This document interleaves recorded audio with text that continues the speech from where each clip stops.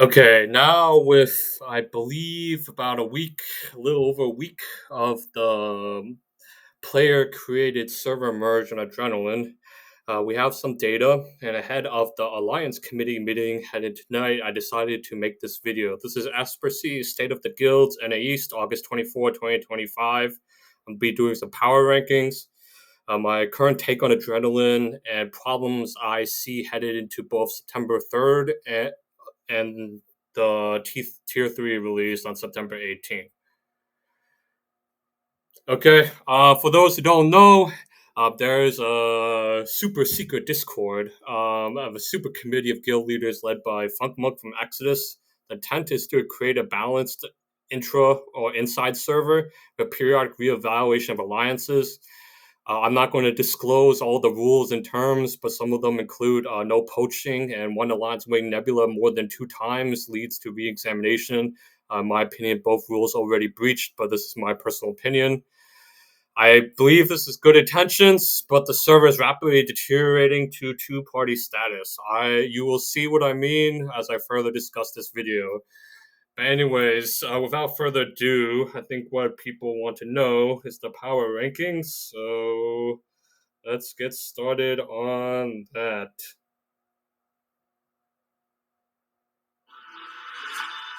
More sports, more movies, less drama.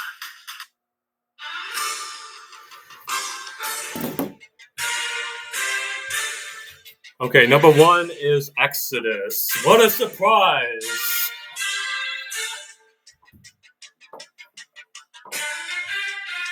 Okay, everyone knows Exodus. You can check the. I don't want to copy strike myself. Copyright. Exodus, one and only Czech sovereigns post tournament video for their background. I think most people viewing it should know who they are. Recent GVG results, they just beat Dragon or DWAGON Riftstone. They beat Wolves twice in a row in Wargame. And they lost versus Cursed the Wargame that former Take Care members have accused Exodus of throwing. I did not personally see that war game. I don't have a personal opinion on that. Who the hell knows what actually happened? But it's very clear Exodus is a consensus number 1 in the game.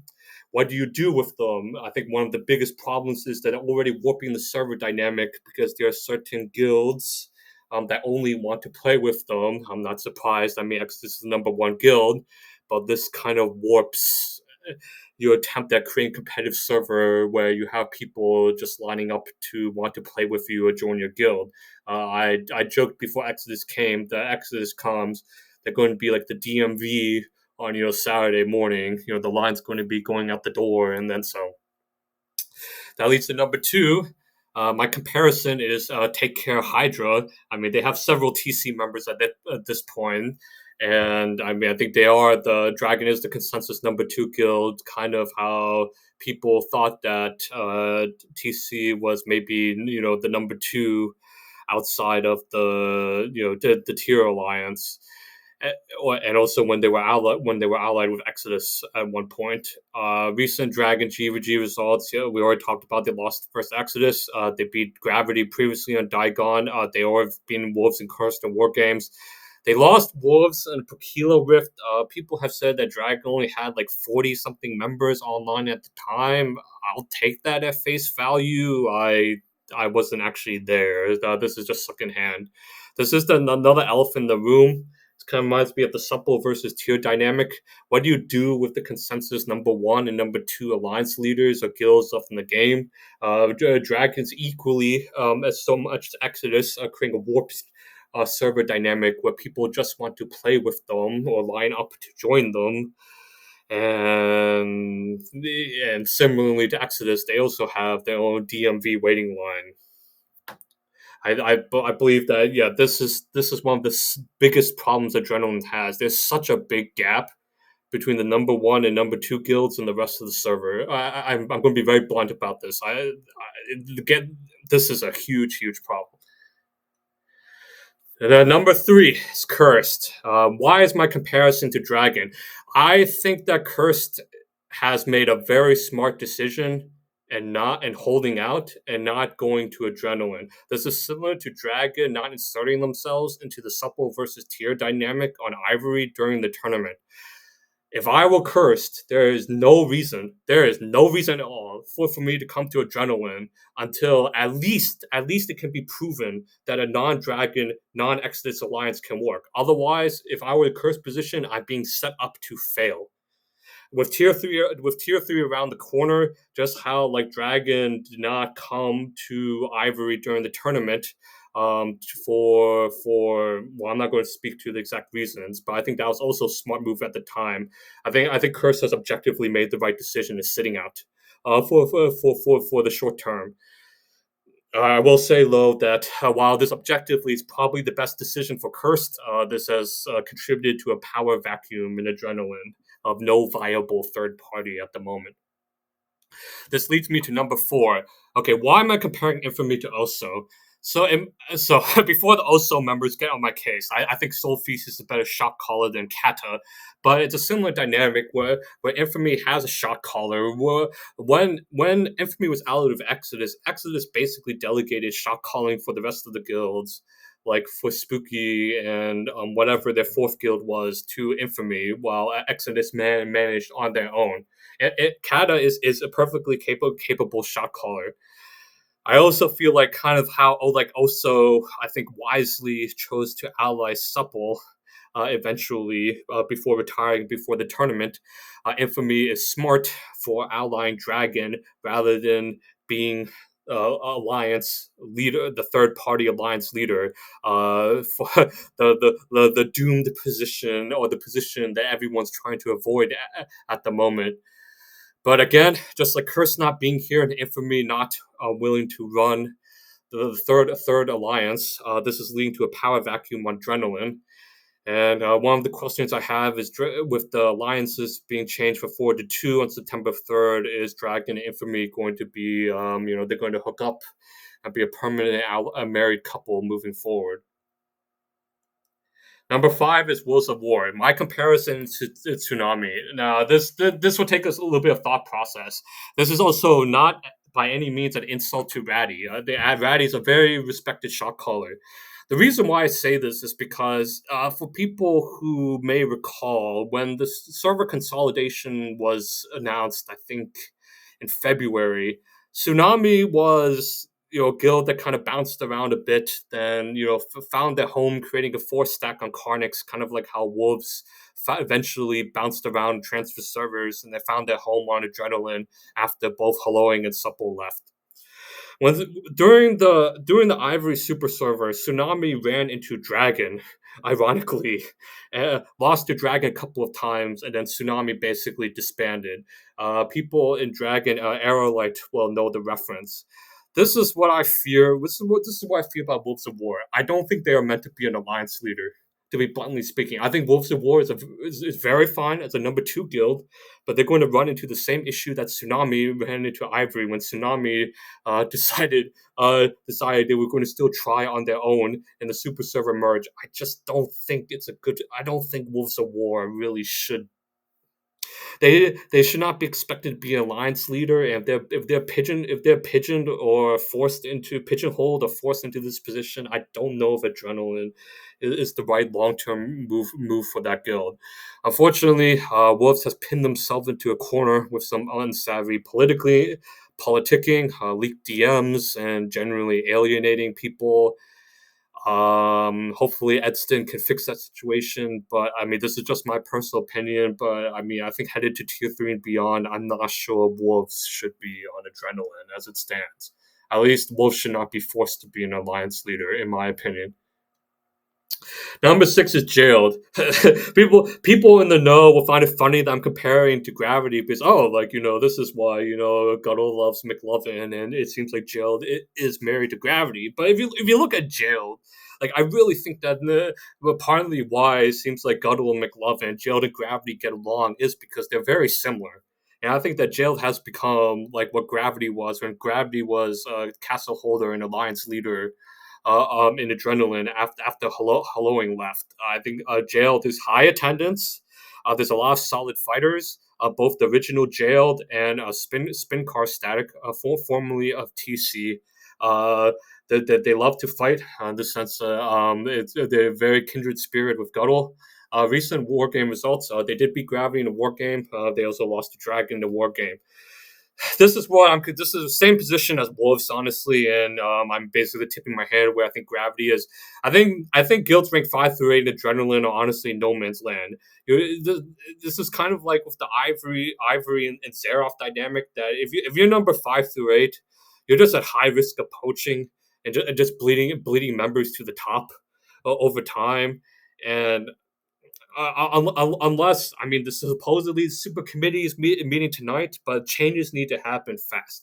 Otherwise, honestly, if I were running guilds 5 through 8, I'm questioning whether I have a future in Adrenaline. I don't think it's good for my guild. The way the current dynamics are. If I'm basically the 5th through 8th seed, I'm seriously thinking, should I do what's best for my guild in the long run if I'm intending to play during Tier 3 at September 18th, Tier 3 gear release on September 18th and beyond.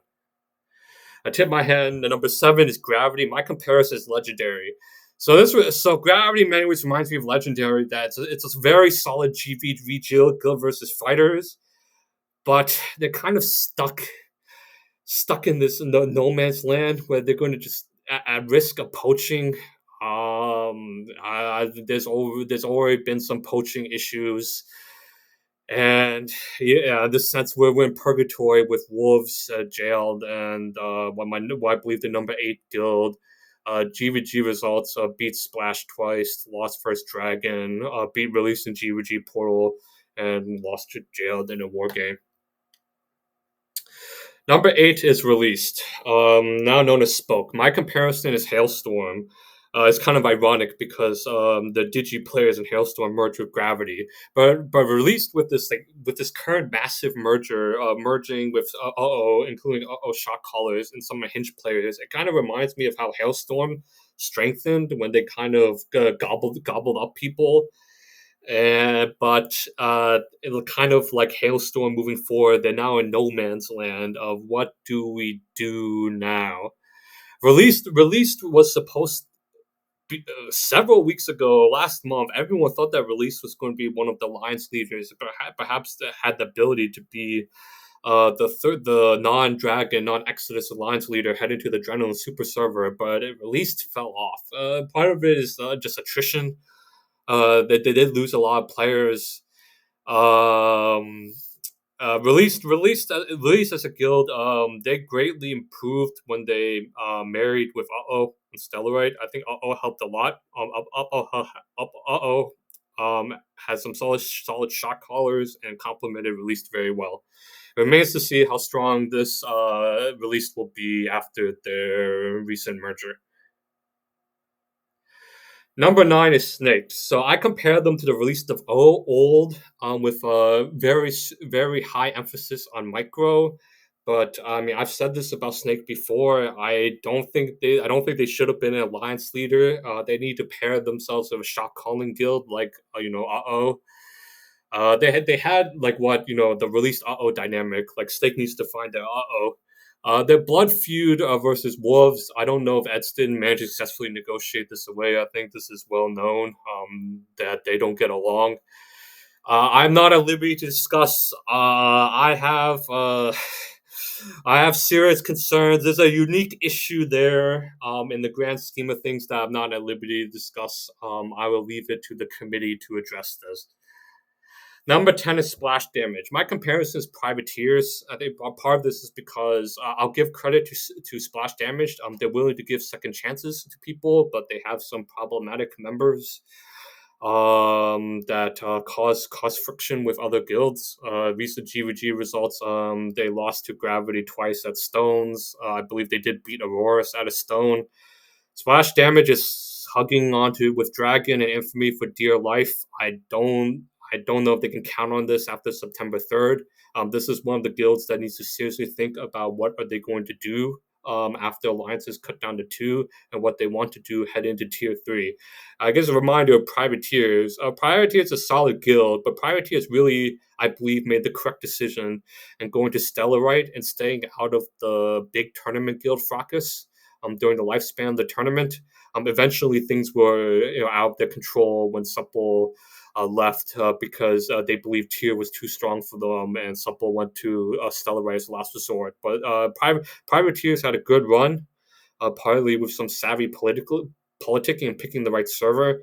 As a splash damage will be at a crossroads. I think, for example, if splash damage went elsewhere for tier 3, I think they could continue to build and build themselves, continuously build themselves to be a solid guild, but they are at risk, I think, if they stay on adrenaline moving forward. Number 11 is Spooky. My comparison is Corrupt. It's kind of I don't know how close Exodus was to Corrupt. I think they had a relationship back to Fear and Corrupt, but their current dynamic kind of reminds me of that. There's the infamous, I think, Bubble Blowers leaked the DMs of the former Spooky guild leader with the "Let the dog die." I'll leave that to the talkers to bring that up. Since then, they've handed leadership to T, formerly of Tier, riding the ship. There are numerous Tier members in Spooky now, like Mr. Cantoni, T. I'm forgetting the names, but they have a bunch of Tier members in there, a lot of tanks and healers, and I think they are married to Exodus. I mean, I could see Exodus sticking with Spooky September 3rd. So I guess for all the other suitors hoping to try to marry Exodus September 3rd, I don't think it's going to happen. I think Exodus and Spooky are married to each other. Number 12 is Cult. My comparison is Blood Paradox. When Blood Paradox was in Stellarite, I think it's quietly a solid guild, but they have issues with bleeding out members to poaching to the guilds higher on this list. I think they benefit significantly from Outline Dragon on Stillburn post-tournament. But yeah, I think this is, again, I am not sure what their long-term future is if they depend on playing in Tier 3 and beyond. Number 13 is Unhinged. So why is my comparison Cursed? So Cursed got to where they are today partly by staying around long enough and picking their fights correctly. So Unhinged, formerly known as Let Us Cook, they basically got to where they are today by hanging around long enough, eventually getting picked up by releasing during the post-tournament where a lot of other guilds died out. They lost some players to release post-merger. Right now, my fear for Unhinged is that we're basically seeing a preview of what happens if Cursed tried staying on Snowburn when TC and Velo piled into Snowburn to form the Super Alliance with Dragon and Flex, TC, Dragon, Flex, Velo. Both released left at the right time. Infamy left at the right time. CPQ left at the right time, and Cursed left at the right time. I think Cursed made the right decision in not staying in Snowburn when Velo and TC went in. I feel like Unhinged staying in Adrenaline is like what if Cursed tried staying on Snowburn. I don't think it's a good idea. I think they might start losing control of their own destiny. I hope it works out for Unhinged, but yeah, I think like this might be wrong side of history. Number 14, Blood Paradox. My comparison is to Wildfire. Was the fourth guild. I think Cappy Borpa previously the fourth guild in the Weather Tsunami Alliance before they broke up. They lost a lot. Blood Paradox lost a lot of solid players to Carnage. Ahead of the Adrenaline's super server. Blood Paradox, to my understanding, is now nearly full. 60 plus members, but yeah, I mean, I think that this guild has another question. What they have left, what are they going to do after September 3rd when licenses get cut down to 2? This is a serious question that they have to think about.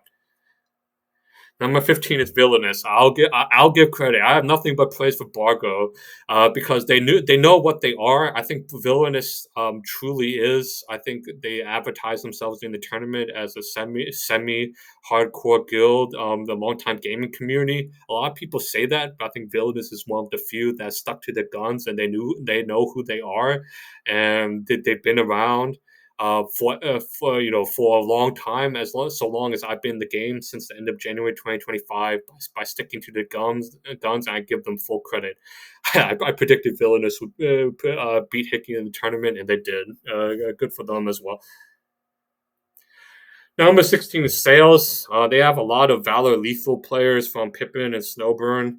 I think they're benefiting from Bubble Blowers not being here, but because otherwise Bubble Blowers would have had their spot as one of the last guilds in the Big 16 here, but I'm not sure what their long-term prospects are. So this goes to my opinion. We're basically stuck with a two-party system now. It's just Exodus Alliance versus Dragon Alliance. I mean, as it stands on September 3rd, my top 4 guilds would be 1, Exodus, 2, Dragon, 3, whoever Exodus is allied with, and number 4, whoever Dragon is allied with. How this is bearing out, look at the data. I mean, I'm not posting all the data, but yeah, I mean, you see these scoreboards. Like, you look at these bosses, it's basically, it's either Exodus Alliance or Dragon Alliance, and the other 2 alliances are getting shut out. And this goes to my final point. We need to make a third. How can we have 4 alliances if we can't even prove a non-Dragon, non-Exodus alliance works? We have to make a third alliance work before people can start thinking about 4th alliance. This is what my proposal would be, at least for the next couple of days. Exodus allies with Spooky or Snaked, and then they pick a 3 and 4. Dragon's current alliance would have to be entirely redone. They have to get a new 2, 3, and 4. The third alliance to try to show a viable non-Dragon Exodus alliance, I think, has to be Wolves, Infamy, Gravity or Jailed, and then the 4th is Released or the what's other Gravity or Jailed. I think that, yeah, I mean, you could in theory break up Gravity and Jail for this experiment. But yeah, I mean, the idea is that you basically put the strongest guilds that are not Dragon and Exodus together and try to prove that a third alliance can work. Otherwise, I mean, this is going to rapidly. It's already rapidly deteriorating to an Exodus versus Dragon server. It's going to become an Exodus versus Dragon server only. There's not going to be room for the other guilds. I'm being very blunt, and this is not going to work. This is not going to work unless we can at least prove a third alliance works. It was very important, by the way, that Dragon won inter-server siege versus Exodus last week because it proved that someone can contest Exodus. If Exodus won that inter-server siege 2 weeks ago versus Dragon, Dragon had Dragon, Gravity, Jailed, and Auroras versus Exodus, Spooky, Infamy, and Serenity. If Exodus won that inter-server siege, I don't even know if the Adrenaline Super Service could have happened because I don't think anyone. I mean, I'll be honest. I don't think people would have had faith that anyone could contest an Exodus-led alliance. Applying that logic here, we have to set up a third alliance to win. People need to have confidence that you can have an alliance that is not Exodus or not Dragon. Otherwise, this is not going to work. And I don't blame Cursed at all for not being here, because Cursed has been proven right. A non-Exodus, non-Dragon alliance has not worked so far. I humbly request that the committee today strongly consider setting up a third alliance for success, or at least trying their best. If it doesn't work, it doesn't work. But at least we tried. But as it stands, 4 alliances is not going to work when we can't even prove third will work. We can't even prove that a third will work. Anyways, I wish everyone best of luck. Football season is starting soon. Everyone have fun at Throne. Tonight's Alliance Super Committee is very important. I can only humbly ask that they consider my opinion.